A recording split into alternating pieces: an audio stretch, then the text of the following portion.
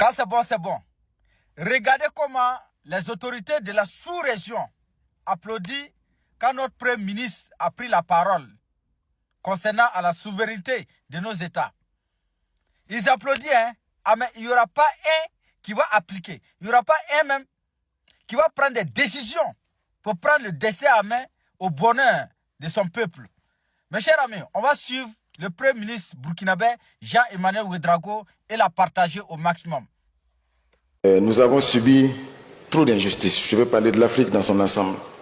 Cet après-midi, plaise à Dieu, grâce aux bons soins de mon frère le Premier ministre Sonko, avec l'autorisation de son Excellence, Monsieur le Président, nous irons à Tcharoy pour nous incliner et rendre hommage à nos pères qui ont été malheureusement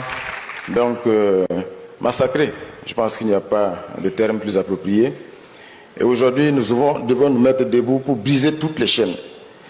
Parce que le vrai problème aujourd'hui, c'est de se rendre compte que la souveraineté, personne ne va nous octroyer la souveraineté.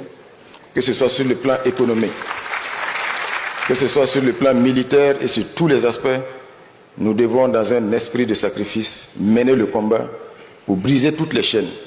Et je peux vous assurer que tant que ces chaînes ne seront pas brisées, nous pouvons tourner toutes les théories que nous voulons, toutes les richesses que nous allons produire, la sueur de notre front ne profitera pas à nos populations, ça profitera toujours au même maître.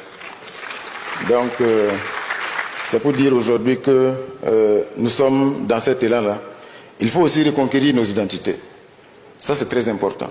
Il faut que les jeunes Sénégalais soient fiers d'être Sénégalais.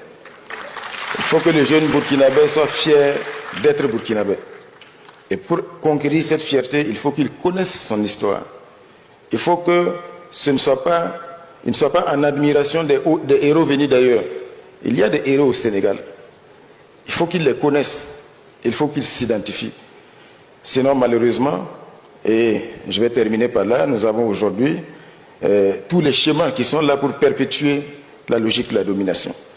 Quand vous prenez l'éducation, malheureusement, je ne connais pas très bien le système éducatif ici au Sénégal, mais je peux le dire pour le Burkina Faso, nous préparons les jeunes à l'immigration.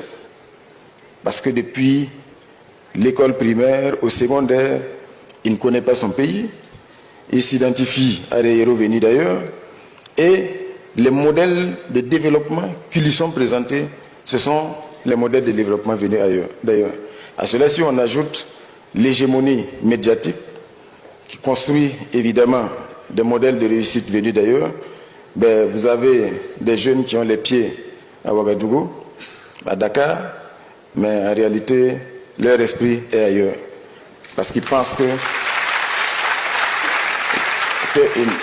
ne croient pas en leur pays. Donc je pense que c'est vraiment un combat profond à gagner et je pense que c'est vraiment le préalable pour que nous puissions aujourd'hui rentrer dans une dynamique vertueuse pour toute l'Afrique et faire en sorte aussi que nous nous rendions compte que les frontières ne sont que des lignes artificielles et que les lignes artificielles sont des lignes de fragilité, de vulnérabilité, d'affaiblissement. Et il y en a qui profitent justement de ces lignes artificielles. Donc nous ne devons pas les transformer en murs. Nous devons faire en sorte aujourd'hui d'avoir une zone harmonisée afin que le Burkinabé puisse aller et venir, que le Sénégalais puisse aller et venir, que les ressources du Sénégal profitent à toute la sous-région, les ressources du Burkina Faso, parce que nous avons tout. Je dis l'Afrique est un continent béni. Le moment est venu de nous en rendre compte et de faire en sorte de véritablement transformer tout cela. Merci.